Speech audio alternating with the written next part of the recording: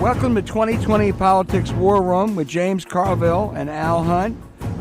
James, you're down in New Orleans, I think, but I am here in Washington at American University. Please subscribe, rate, and review the show on Apple Podcasts, Spotify, Stitcher, or wherever you get your podcast. And James, we, as usual, are at American University.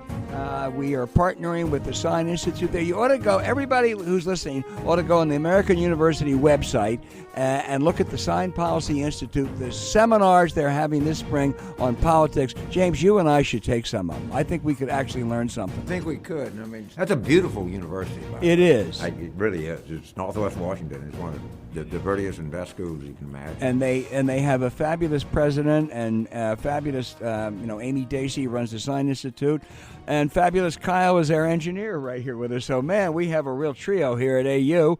And the AU Eagles women's team this afternoon plays Lafayette. Let's go out to the Bender Arena. Is it the Bender Arena, Kyle? And watch it. James, the Senate is going to vote to acquit Donald Trump out of high crimes, a foregone conclusion since the beginning, since McConnell put the fix in and Hammer, and they ignored what I think most of us would agree was an overwhelming case. But you know what's interesting about this, and I really want to get you to weigh in a lot on this. The defense shifted. First, it was Trump did nothing wrong. Remember, it was the perfect call. Then it was he really wasn't targeting them to dish dirt on Joe Biden. What he really cared about was corruption. You know, he was the Elliot Ness of 1600 Pennsylvania Avenue. That was funny. Finally, it was, well, yeah, he did it, but it wasn't an impeachable crime. You know, boys will be boys. But I just want to make one other point. I was struck by the Trump lawyers. They were really an all-star team for Trump. Ken Starr, the sex-obsessed Bill Clinton prosecutor who was pushed out of Baylor for ignoring pervasive sexual assault on campus, as we noted last week. For the record, we had the lawyer representing some of the women there who put in great detail, how utterly negligent Ken Starr was. Right, and he also, after that, he also represented sexual predator Jeffrey Epstein, joining another Trump lawyer, Alan Dershowitz, who was a social friend of Epstein. But, James, it doesn't stop there. Next, there was Pam Bondi, who tried to smear Joe Biden with a phony charge on corruption. Now, she was the Florida Attorney General who got an illicit campaign contribution from Donald Trump in 2013. And then a few weeks later, guess what? She dropped an investigation into the fraudulent Trump University. And last but not least, ex-special counsel Robert Ray, maybe he is least, who was once arrested for stalking. I mean, what a team of lawyers. It's kind of like putting together a forum featuring Richard Sackler of the infamous Purdue pharma scam, Ivan Boesky, and Bernie Madoff on corporate governance. I mean, it was really something, but, it seems they're going to get away with it. What do you think? Yeah, the only thing I would say this is what I would say. This is what I think kind of secretly makes them nervous. This is a moving ball. It sure is. It's not going to stop. Right. You have a trial. You acquitted, and then that's the kind of end of the thing. You go out in the courthouse steps and you say, great, I'm going home. This is just going to keep coming and coming and coming and coming. We don't have any idea of what's in John Bolton's book. We know he's naming names of people that win meetings, right? And we know that they can't do anything because they'll lose a primary. And so they basically sit there and say, well, look, you want me to do this, I'll lose the primary. I may lose the general, Tom Tillis or Corey Gardner or Martha McSally, but you know what? If somebody says, if you get this surgery, you're going to live another 3 months, you're going to take it. And that's just a calculation they make. And McConnell holds all the cards, but the evidence is not going to stop coming in.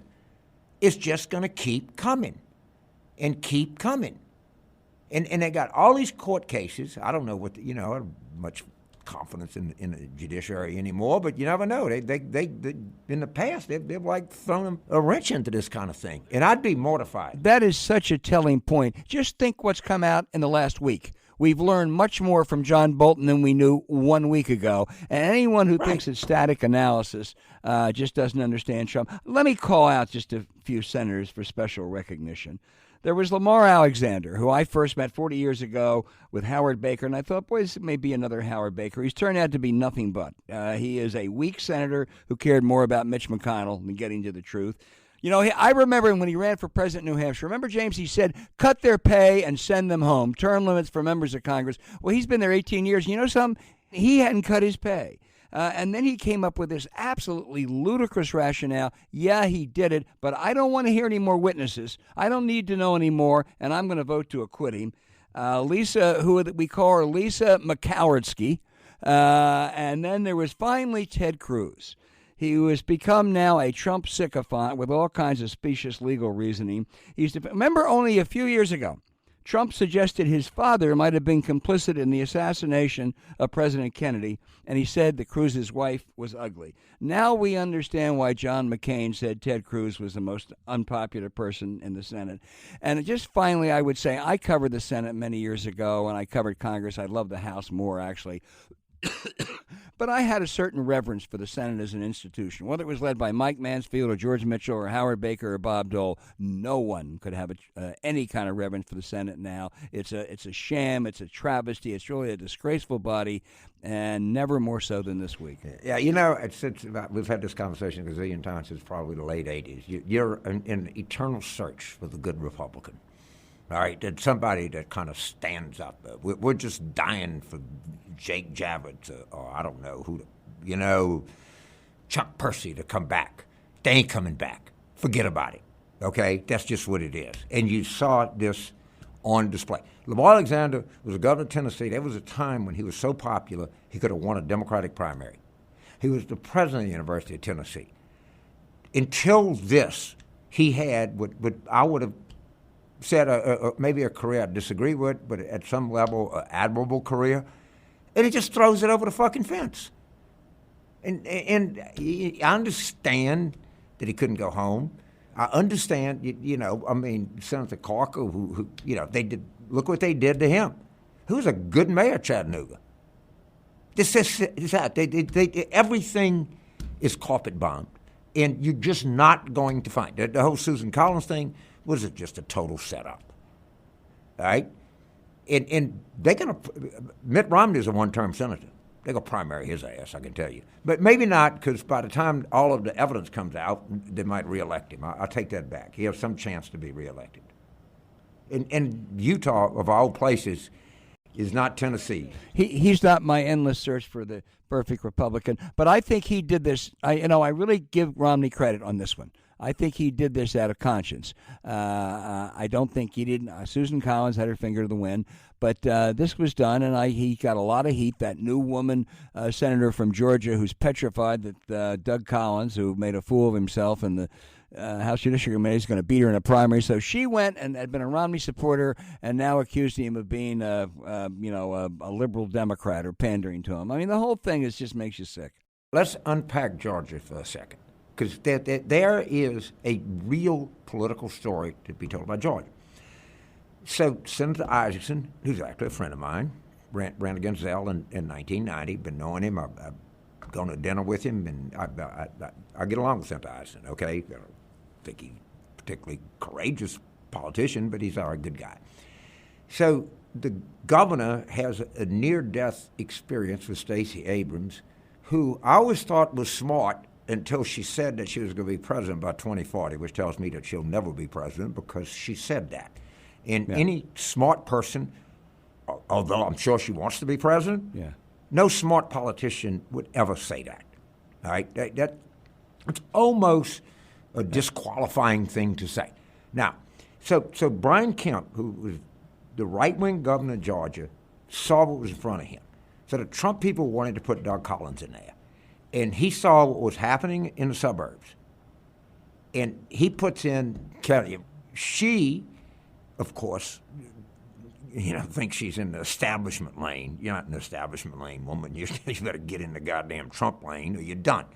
Now, but there are two people up. And my sources in Georgia tell me the Democrats are on the verge of recruiting two really good candidates. All right? This is not...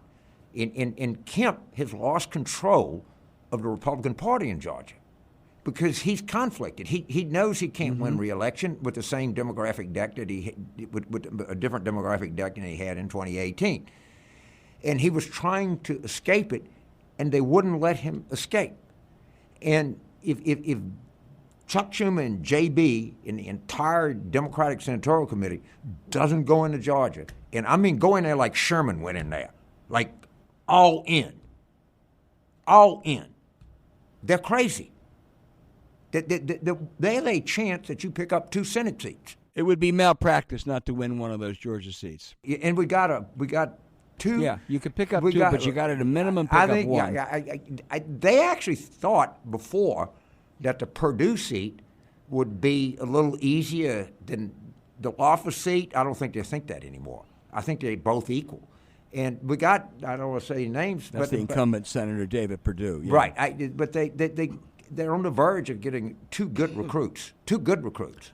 Well, that would be, I mean, if the aforementioned Stacey Abrams really wanted to be president in 2040, she'd have been one of those running for the seat. It would be better. I mean, I don't know who those are. You're much more informed on that than I am.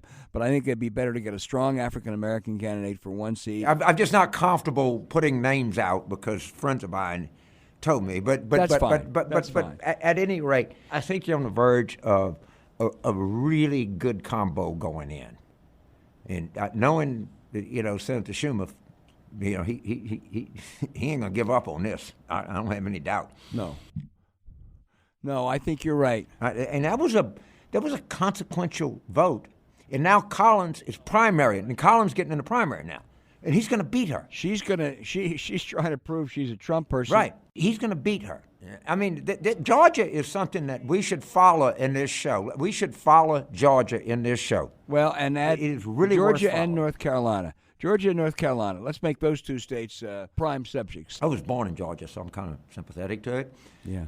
But and also North Carolina. It's a Senate race, a governor's race. And North Carolina, the Democrats will get a higher percent in North Carolina than they will get in Wisconsin. That's my prediction going into 2020. House races, I mean, it's really big. Let me go back to the impeachment vote, though, and the point that we were making earlier that more stuff is going to come out. I think, there's this is future shock. So much happens. You forget on Thursday what happened on Wednesday.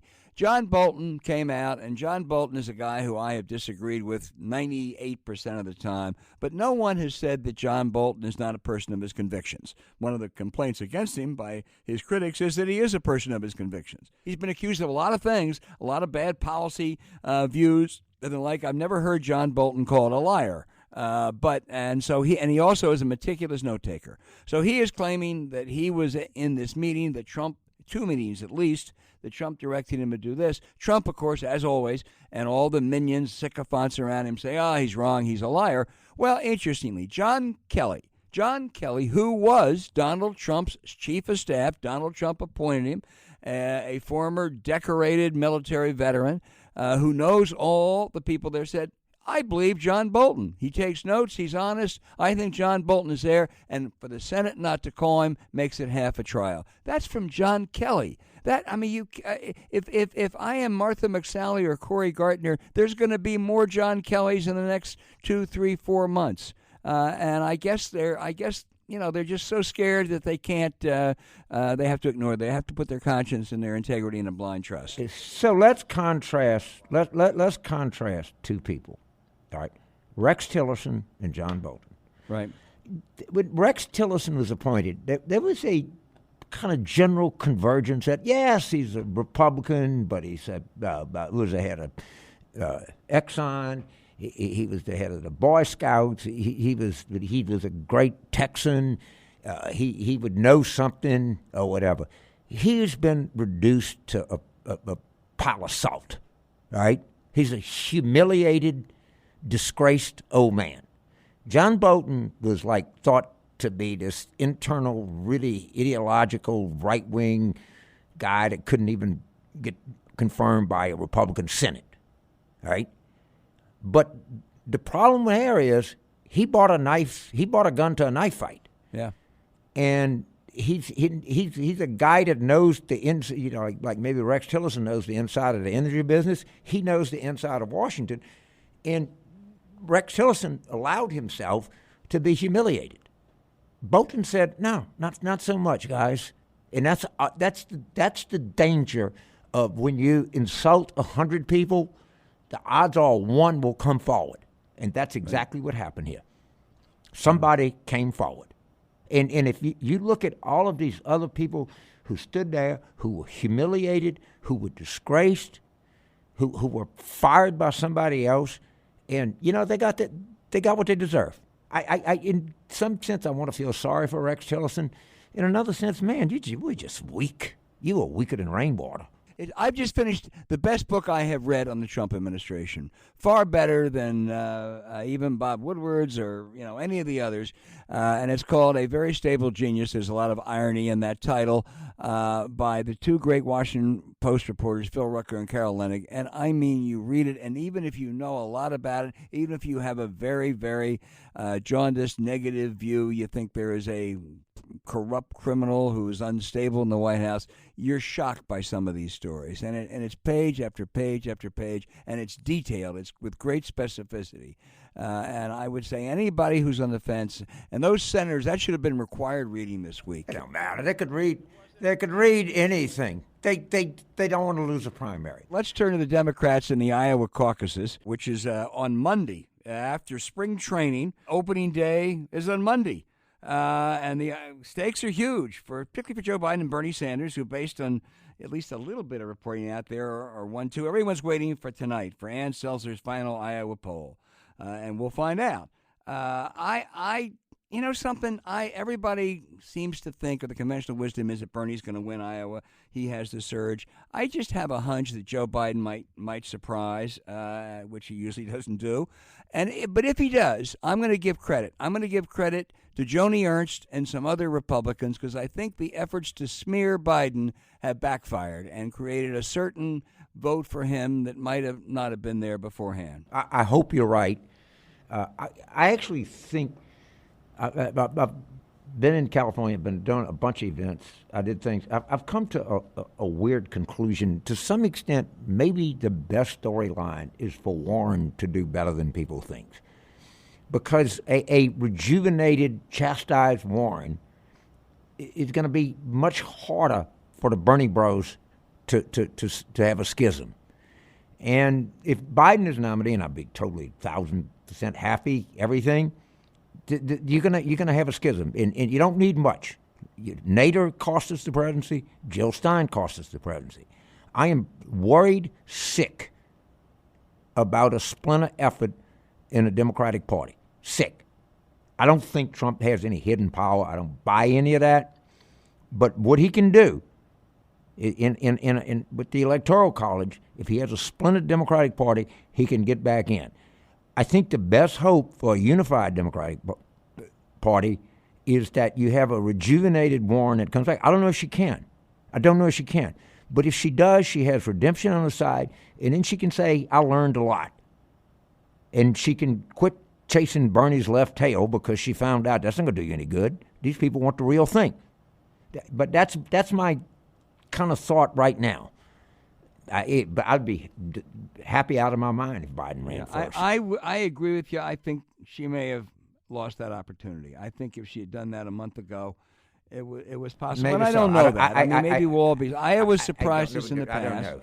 And it may again. But right now, indications are she's not going to do that. Right. And if Bernie wins it, or wins New Hampshire, I think it's going to make it even harder. She would be very hard for the Bernie people to walk away from. I agree with that. And walk away is what a lot of them plan to do. They plan to do it as part of their scheme. It's what they are. And the Democratic National Committee made a colossal mistake. They caved to Bernie a year or so ago, and they said the superdelegates could not vote on the first ballot at the convention. Now, let me just go through this for about 40 seconds. What superdelegates are, they are the elected officials. They are the Democratic Party. They're the people who voters send to the House, who voters send to state houses.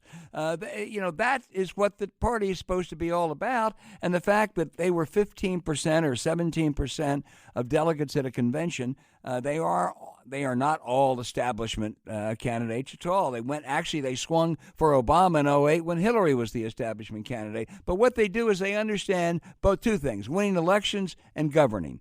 So they made a huge mistake. Now it would be a huge mistake to try to overturn that, as some are talking about, because that'll just give the Bernie people even more ammunition. And it's a real danger. The whole thing is just fraught with explosiveness right now. Well, you're not going to like this, but I'm just going to say it. Bernie has never been vetted because he ran against Hillary, and you couldn't vet anybody that was running against Hillary because the theory was that she was going to win, so you had to keep the vote total down. I agree with that. And that's why the New York Times said the Russians were not involved on behalf of Trump. But that's what I think. He has never, he's sitting out there, and he has never, this guy is like running first. He ran for president before, and if it wouldn't be for John Chait and Ron Brownstein, we would know nothing about him.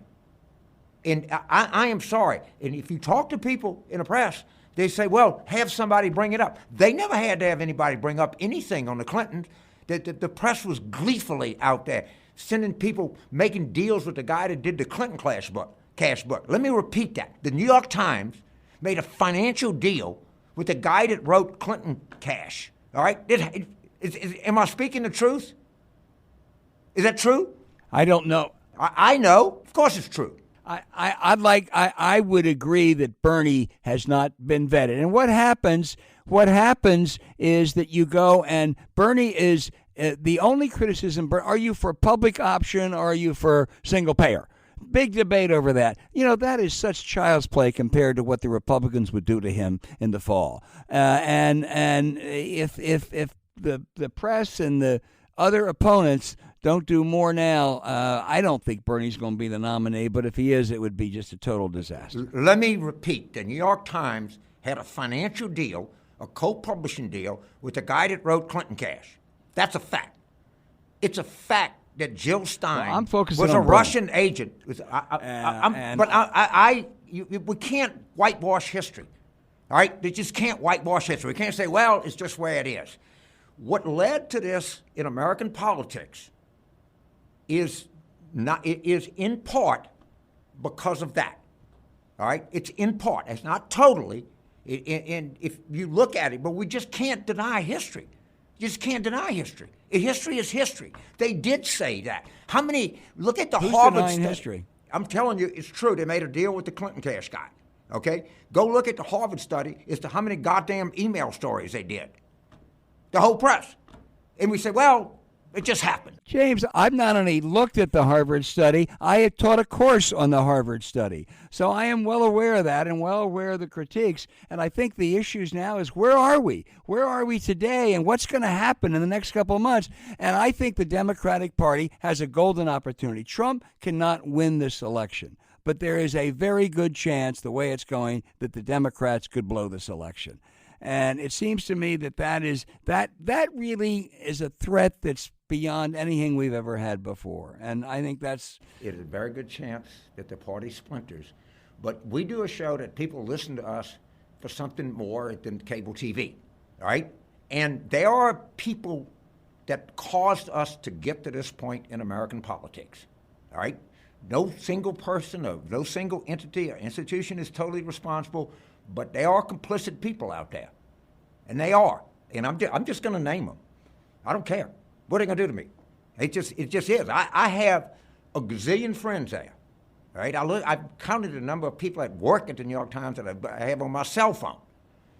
But we ain't whitewashing this anymore. I'm not. All right, so let's move on because I'm scared to death. I'm petrified for the United States. Yeah, I think the New York Times is a great newspaper that is like all great institutions has made mistakes. Yeah, they're right. Let's move on. Mistakes are made. I was just going down the highway and there was just a goddamn mistake. I mean, look at the Christopher Caldwell book. Basically, people like me, all right? I'm 75. I grew up in Southern politics. And I always, in the back of my mind, thought this entire thing was about race. People said, oh, no, it's about the military and fiscal responsibility. It's about, Clinton's sexual escapades. So the leading light bulb of the conservative intellect says the entire thing started with the enforcement provisions of the Civil Rights Act of 1964. Okay, you in North Carolina in 1964. I was in Louisiana in 1964. What do they think? It was just people were going to voluntarily comply with it? Do people really believe that? And if this guy came out, and all of the conservatives, yes, he has a great point. It was the rewriting of the Constitution. It was the second Constitution. Gary Wills, according to these people, was wrong. Lincoln didn't rewrite the Constitution at Gettysburg. The Constitution was rewritten because of the enforcement provisions of the Civil Rights Act.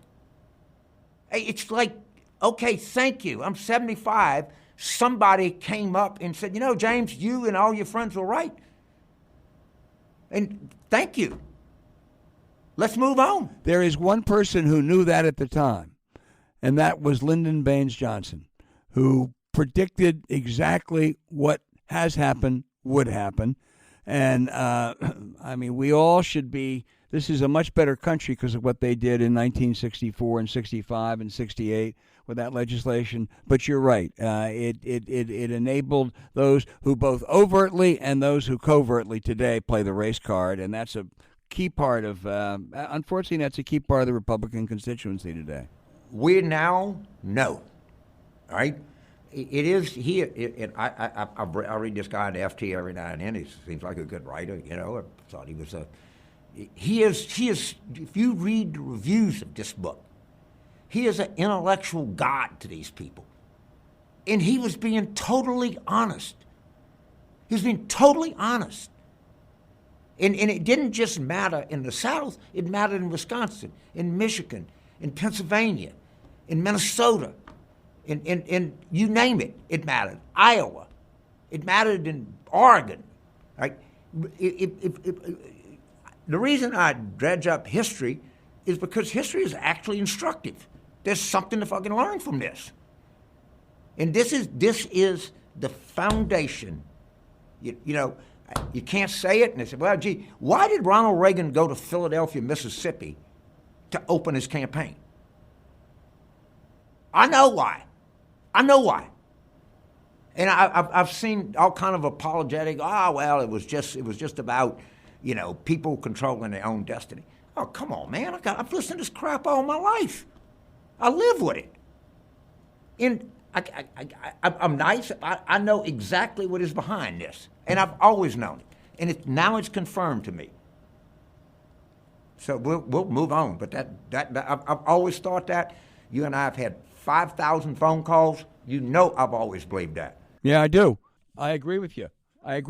We're moving on to a really high level, though, James. Okay.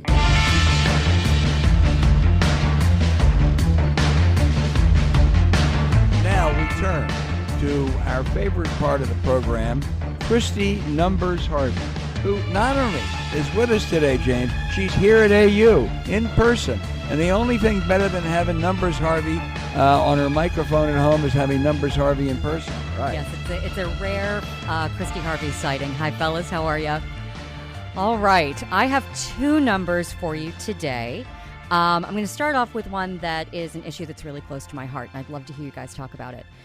3,907. So that's how many people in Arizona accidentally voted in the wrong precinct in 2016. And under former Arizona law, that meant those votes were just thrown out. They did not count, out of there. Same went for anyone who gave their sealed early voting ballots to somebody else to mail. They were thrown out of there. But this week, a federal appeals court ruled that these kinds of restrictions will no longer stand, in large part because, as you guys know, they penalize people who live in poverty. They penalize African-American and Latinx voters.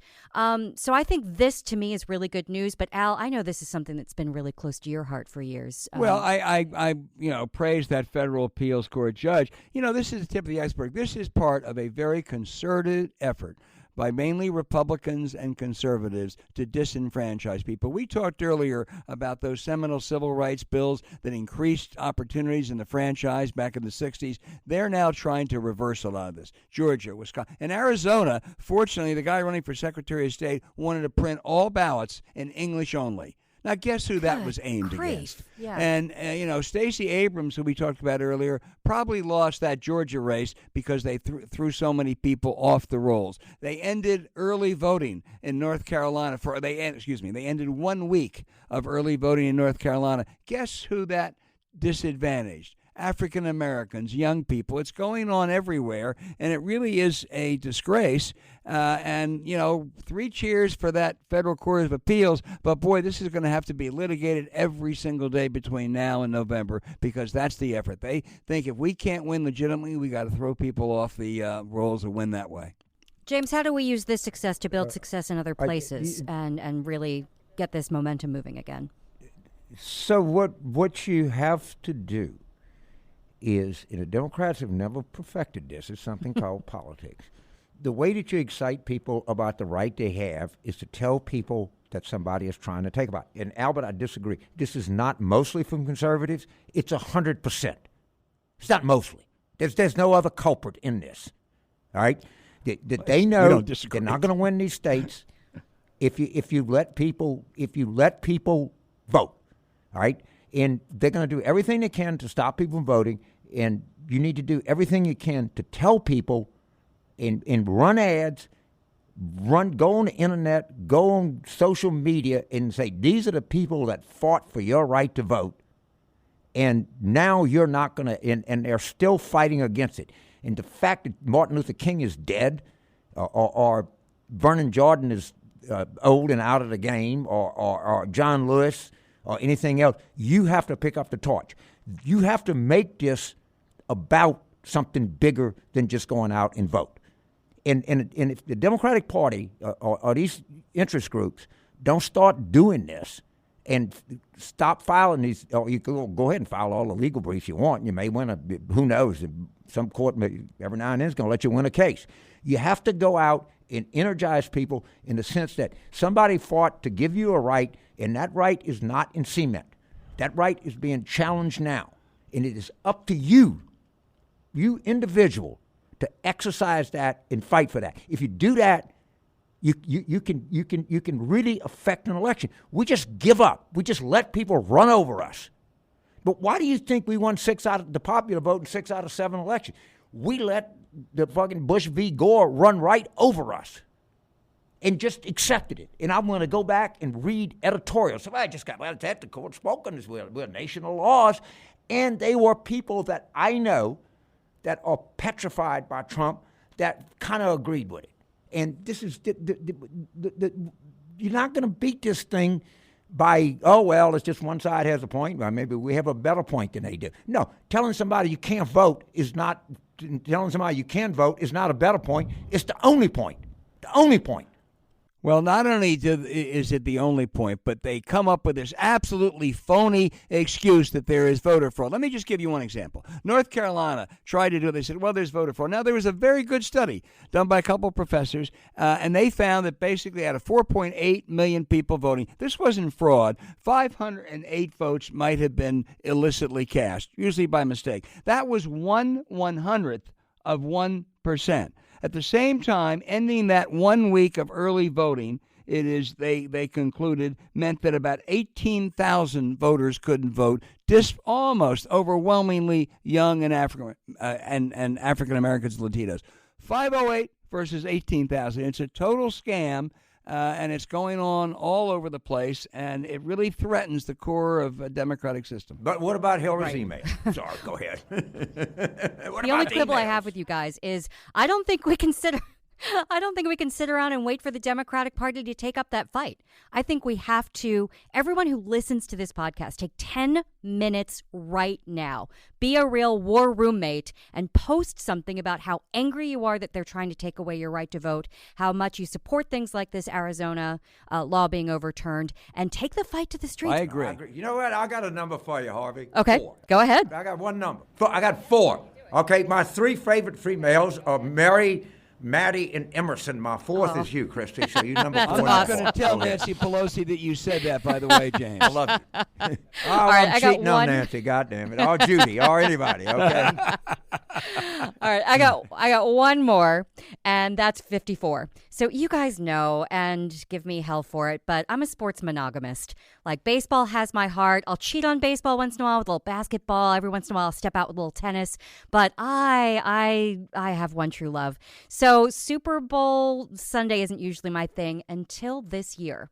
I didn't even know who was in the Super Bowl or kind of when it was, but then I saw a commercial for the Chiefs that was so heartwarming and got me all fired up and their whole backstory. So now I'm totally in the tank for the Chiefs.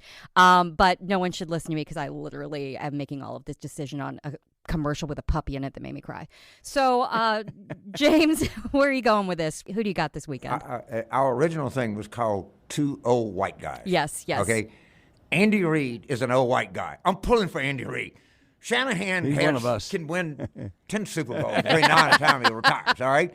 So I am I identify, and I'm probably going to get in trouble for being a racist, but I identify with old white guys. They have a soft spot in my heart because I identify with old African-American guys, Hispanic guys too, but okay, I'm probably a misogynist. No. But no, I am pulling for Kansas City desperately. And Mahomes said, you're a baseball person, but what's happening in sports, when Alvin and I grew up, if there was a ball, we were for it.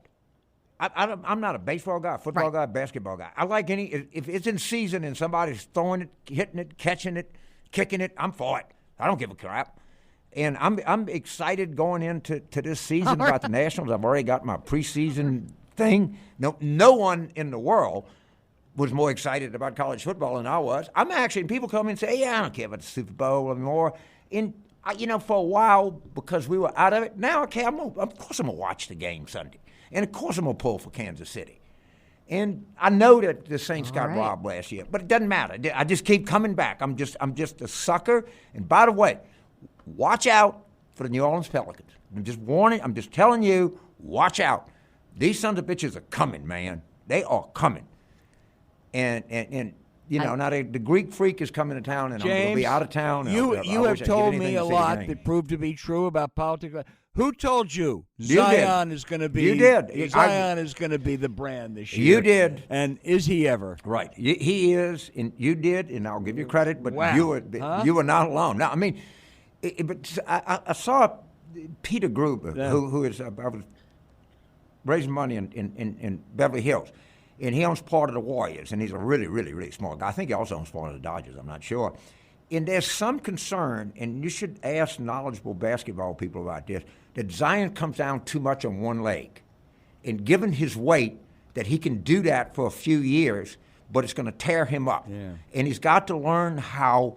And I do know Peter is a really, really, really, really smart guy. All right? Now, maybe somebody, I'm not saying that's 100% true, but I'm going to inquire about knowledgeable people, and you know a lot of people in high-end sports medicine. And is this a concern, or is this just something that somebody on the Warriors told him? Boy, it makes sense. It does. And you think about it, that guy weighs 280 pounds. I've never seen anyone that big who's that explosive. And when you put those two together, I think that makes a great deal of sense to be a concern. By the same token, going back to the Super Bowl, I thought Lamar Jackson, deserved the MVP, the Ravens quarterback. But this is kind of the football equivalent of Zion. You can't run the way he ran for another 8-10 years and survive in the National Football League. Michael Vick. By contrast, Patrick Mahomes runs when he has to, and he's great when he does. I think he is the Tom Brady in the sense that he is the best quarterback in the NFL. And I'm with you. I'm pulling for the old white guy coach, Andy Reid. And I'm also going to go out on a limb and predict the Chiefs by 3. That's a real limb, huh? I have to take. Go ahead. I want to do a Christian number. 250. Sunday, my home church parish, St. Gabriel Catholic Church, is celebrating its 250th anniversary as a church parish. The church that I made my first communion in is the oldest standing house of worship in the entire Louisiana Purchase. We have in the United States, we have a shorter history than most people. If you go to, to Rome, you find a church that was built in 900 or something, all right? But that is a pretty remarkable thing. And my parents are buried there, my sister, my brother. And it is a remarkable thing, the fact that the 250 years, and that church is still standing. I think it was built in like 1767. And you should go online and look at it, because people that know architecture tell me the lines in the architecture of this is a marvel. Photographers can't stop shooting this church.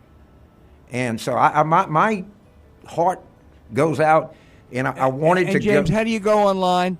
Just you Google St. Gabriel Catholic Church, and it'll all pop up in front of you. St. Gabriel Catholic Church. Right. We'll put a link on our Twitter Right. page and make sure that people are able to find it really easily. So Right. just come to the Politics Worm 2020 Twitter page and you can So find it. to all great. of my good That's friends. a great back page finale. I would just end with one thing. My wife's mentor and dear friend, James Lair, was put to rest this week, and it was I went to the ceremony yesterday, Little Methodist Church right across the street from AU. It was one of the great services I've ever seen, James. They had the Marine singer there, the Marine quartet there. Jim Lair, like you, was a proud Marine. They sang the Marine hymn. They sang Amazing Grace. And 15 people spoke. And if you have 15 people speak, you got to have a dud or two, right? Not a single one. Everyone was great. And in this age, when we have, the Kellyanne Conways talking about alternative facts and yelling and screaming about fake news, Jim Lair is just a beacon for what we all should be about. Right, he was. And you know this story, and I told it to you. Jim Lair was a huge deal in Washington. And PBS is considered a coastal thing. All right, it just is. All right, NPR, you name it. On the 5 o'clock news in New Orleans, which in the 5 o'clock news is the breezy Lost Cats kind of coverage, right? Weather. The second story, right. Jim Lair had cred and influence, and he had respect all over the United States, all over. He was a giant of American journalism. And that just, I don't know, for some reason, that so impressed me, because sometimes I think maybe we just live in our own bubble. We don't. He impacted people's lives from the Atlantic coast to the Pacific coast. And it was an amazing life. He was a man of amazing contributions, and I hope we learned something. Well, that's so well said. And you told me that, and I told his wife, and I cannot tell you how she loved that. She just lit up when I told her about that New Orleans newscast. I don't mean this sarcastically at all. I mean it from the bottom of my heart. It's wonderful that you have 15 people that speak at your funeral in Washington, but let's not forget, this man's influence went way beyond Washington, D.C. It went all across the country, and he is going to be remembered and respected. Yeah. I agree. Fondly, as he well should be. Boy, that's for sure. On that, there is complete, total agreement. We were doing this show at the end of the week this week because there was so much going on. We wanted to wait to see when the Senate caved. They caved on Friday, but we'll be back next week after the Iowa caucuses and after the State of the Union. Oh, I just can't wait for that. So, James, you have a good weekend and be safe, and we'll see you next week. Absolutely. Happy turn 50th, St. Gabriel Catholic Church, St. Gabriel, Louisiana. Finally, please subscribe, rate, and review this show on Apple Podcasts, Spotify, Stitcher, or wherever you listen to your podcast, and above all, be generous.